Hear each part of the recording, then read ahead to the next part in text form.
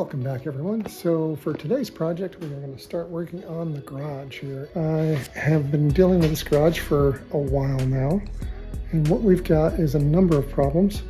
And the biggest of which is, well, other than it being an absolute mess, is that in this entire 3-bay garage, we have only 2 outlets. One back here, and one right over in this corner. And nothing more anywhere else in the garage. Very hard to use, very hard to work with. So we are going to take and strip these walls out. I'm gonna remove all the drywall and rewire. I'm gonna do all 3 of the walls, and I'm also gonna add up here in the corners, I'm gonna add a 220 volt line for charging electric cars in the future. It will help me out when I get an electric car, and it will increase the property value of the house because we'll have already pre-wired for chargers. We'll be putting a subfeed panel box over in the corner and get that all converted. And to start with, I picked up this thing. This is a Wen sander, drywall sander, that you can hook up to a vacuum cleaner. So I'll be able to sand all this stupid stucco stuff off, which I think looks horrible.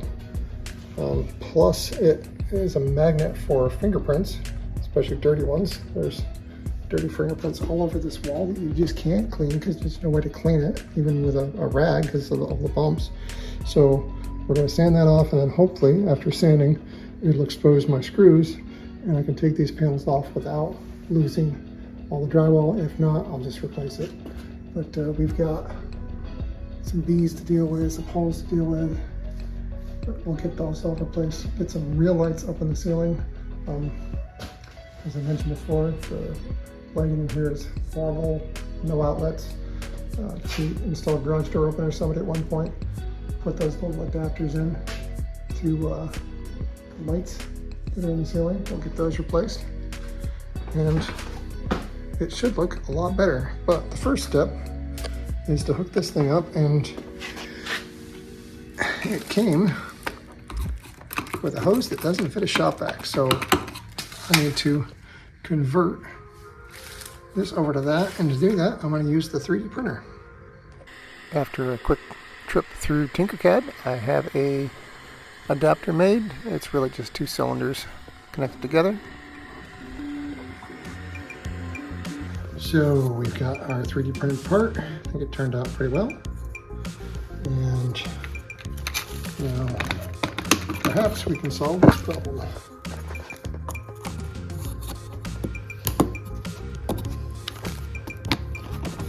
There we go. Nice snug fit. And just like that, I've exposed my screws. I can take the screws out and quite possibly pull the whole panel out as a whole piece and save it. And I can put it back up after I get done doing the wiring. So here's the progress. We've got the drywall off the wall. The sanding worked great to expose the screws, and I was able to take the screws out and save the drywall. I've got this outlet wired back up where it wasn't before. I only had the feed coming in. And it turns out it used to run over to where this was.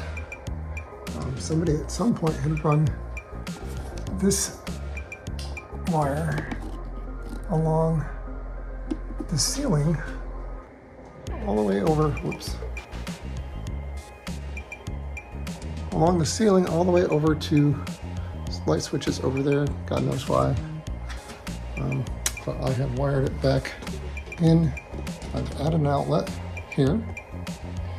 Put on a light switch for the outside light. This is what this line is. It's going to the outside light. And I've also added an outdoor outlet, which is desperately needed on the front of the house. There is no outlet up front. So now there is. And we can hook up something like Christmas lights. And the next step is to pull this upper piece off, because I'm going to throw some insulation in these walls.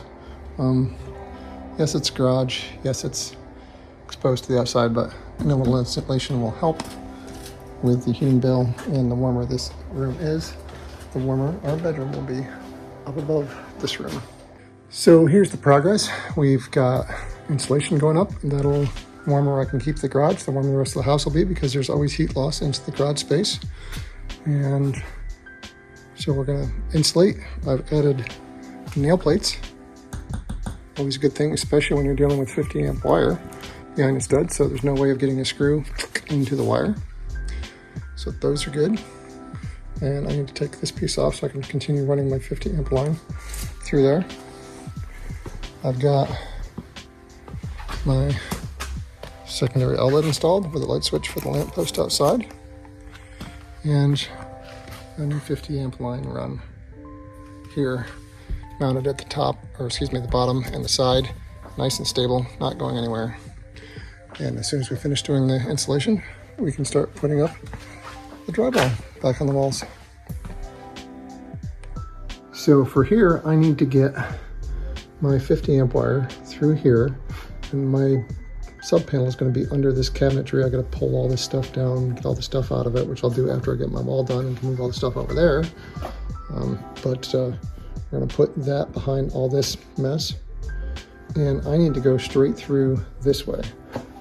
As I was saying, I can't pull this out because this is the support beam. Those three sandwiched together are supporting that main beam there. So I think what I'm going to do is improvise and extend this wall out. Let's see if I can zoom that out a little bit. Extend this wall out here so I can come through and bring the wire actually physically through here, in this way, and straight in that way. And I think that'll work. So I'll be able to get this wall insulated, maybe the drywall back up in the upper section here, leave the bottom exposed, kind of like I did over in that corner, and then take this wall apart so I can get my 50 amp line through there. Here we are on day, I really lost count of the project. I've got drywall taken care of, back up on these walls, insulation behind it. I had to wait on the corner here until I could get the whole board out to run the 50 amp wire around the corner. But before I could do that, I had to take down this wall here and dig into that. And of course, there's another outside wall with no insulation, so we have to fix that. If you're wondering about this electrical tape, I just put that on there so that as I was drilling, my rotating drill bit head didn't rub against that. So it's just some protection there. But with that in mind, I did discover something rather disturbing over here as we exposed the wiring going through here. And if I can throw some light on it, you can see nice big exposed, yes, that's exposed, completely exposed hot wire there. Appear to be mouse chew marks, I think. So I'm not sure how they'll mouse and electrocute itself. That will need to be fixed. So if I can get my 50 amp line through the corner here, which I think I'm going to be able to do, I took and drilled an angle through this best I could this way, and then I drilled through this way to open that corner up, and then I drilled through this way to open that up. So I should be able to bring the wire in and then straight through here and then continue on through like I've been going. That shouldn't be a big problem. I'm going to take these plates that I have, cover over the holes to make sure that I don't put any screws in, or nobody ever does in the future. Plates there and there, and then continue that plate process down through here.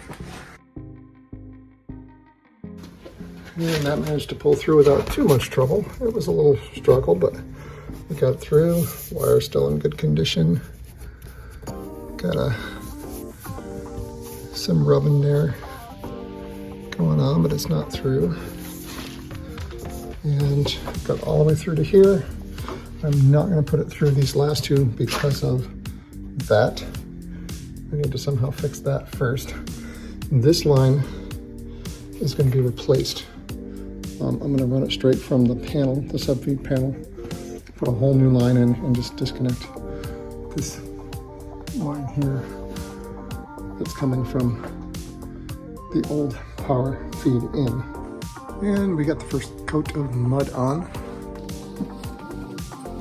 Some of it doesn't look too pretty because I had to peel it back and fix some bubbles behind it, but that'll come right off with the sander. Either hand sander or the powered sander that I'm using. We'll make short work of it, and we're going to do a two-tone color, something dark on the bottom, light on the top. And then I can put all of my garage organizers on this wall, get everything off the floor, back up out of the way, and start working on that wall. And we are ready for paint. I'm taping off the wall here with some tape so I can do two-color motif. And here is the finished wall. I'm still gonna put a darker seam down the middle between those two paint lines, but I think it turned out pretty nice. I'm gonna continue that pattern right around, all the way around the garage. So continuing on with the progress here, dealing with a lot of stuff here in the garage, so it's still a bit messy. Apologize for that. But we've got the wall continuing on through here. And I built this little standout so I can get the wires routed through here, and then through this, and then through this, and then into my new panel that I've mounted here. Got it fastened on the sides, nice and tight. This thing is solid, very solid. We've got an inch standoff, which was necessary because this wall has plywood and drywall on it. So between the two half-inch plywood and half-inch drywall, I've got an inch that I've got to stand out so my cover plate can be flush with it. So now I need to drill a hole here to run my 50 amp line into the box. And I'm gonna need to drill a hole here, which actually goes down into the bathroom downstairs, down through that header plate, sill plate rather, well, header for the basement. And then I can run the power in here. So I'll run the power in probably here, my 50 amp in through here, tied in. I'm gonna have two 50 amp circuits actually. Since I'm gonna have some extra wire, I bought another box and I'm gonna put one here for a welder, car charger, whatever, plus the one that I ran over by the front door. So that's gonna help tremendously. And keeping in the general fashion of the house, I have another wire that I need to fix. This particular wall had a whole bunch of mouse nests in it. So this one didn't actually chew into the hot line. It just chewed the coating around the outside. So I'm just gonna put some electrical tape on it. It'll be just fine since the wire's still protected. But you can see the mouse nest dug into the insulation after I pulled this section of plywood off. A whole bunch of them. So while working on the project, I decided I needed access up above, and I'm glad I did. I cut this little access hole and discovered all sorts of things about the house. One, there was already a junction box up here, which is what they tied into to put in that little junction box, which is how they were tying into that line that ran along the ceiling and made a three-way light switch for the pole light and the light on the side of the house up here. And two, they'd previously cut that hole, so like I found the hole when I opened that up. I actually found where they'd previously cut it, so that worked out well for me somewhere along the lines between the time it was built and now. So I'm gonna make this hole bigger. I'm gonna make it a permanent access to the attic above. And the next thing I found was all sorts of workable space up there. And let me show you what I mean. One very important thing I feel that I did is add a conduit path. So this is temporary, obviously. I have a box here with a conduit down into the basement that I can run lines at any point that I want. So this conduit goes down and it comes up alongside the electrical panel. I've got my 3 original garage door openers, which I'm going to change.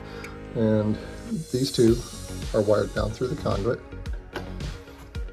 And then they come up a piece of conduit up through here, up into my workable space.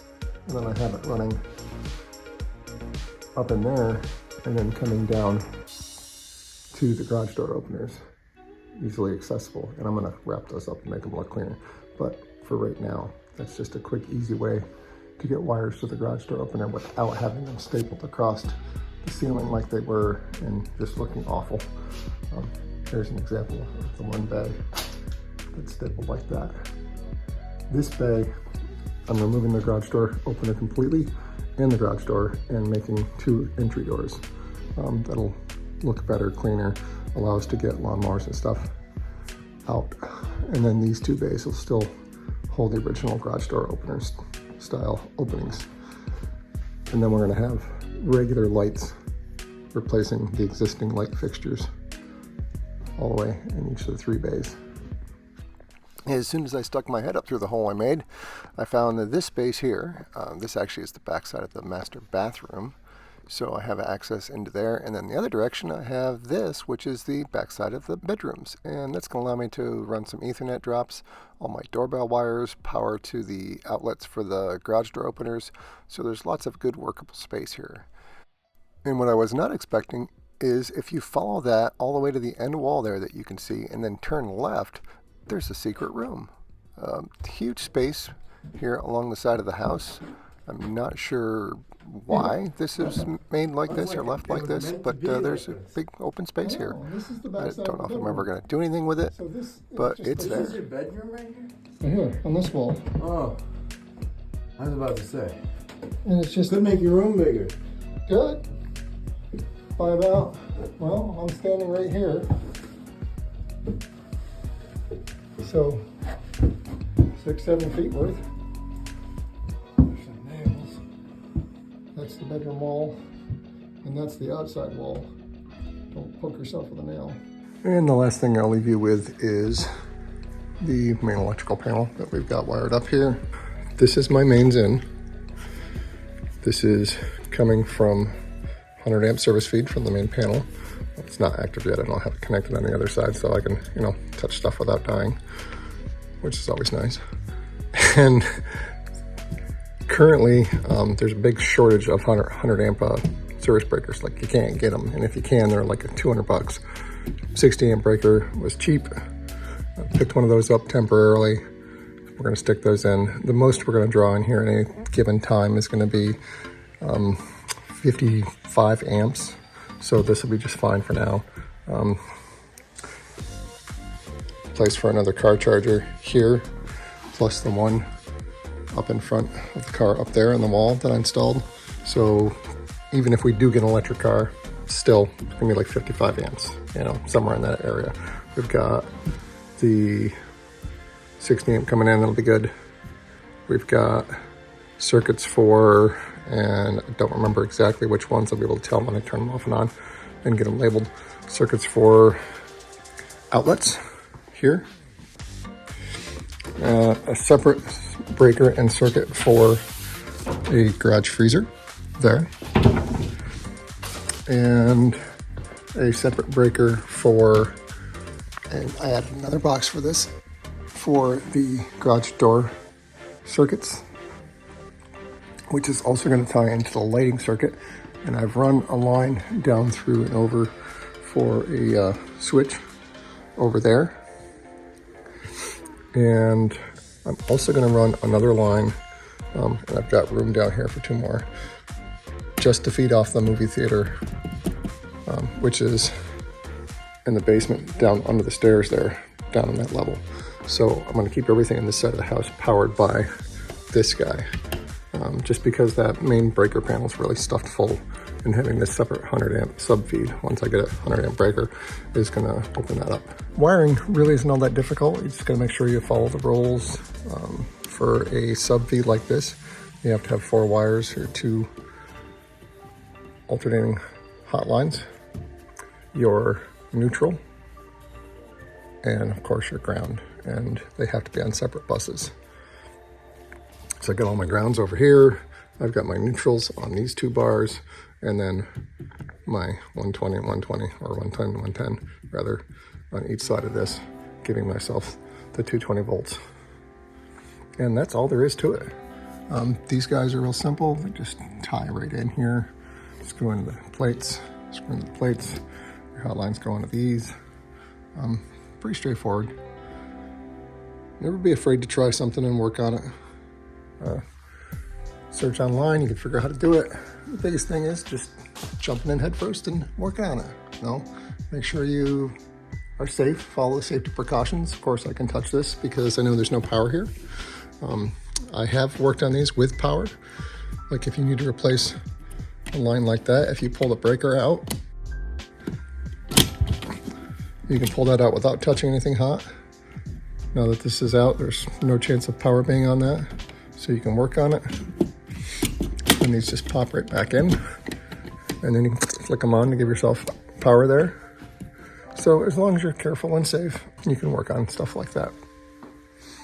Always, always shut the power off unless you're 100% sure of what you're doing and being extra cautious. I think it turned out well. Got lots of storage space here now.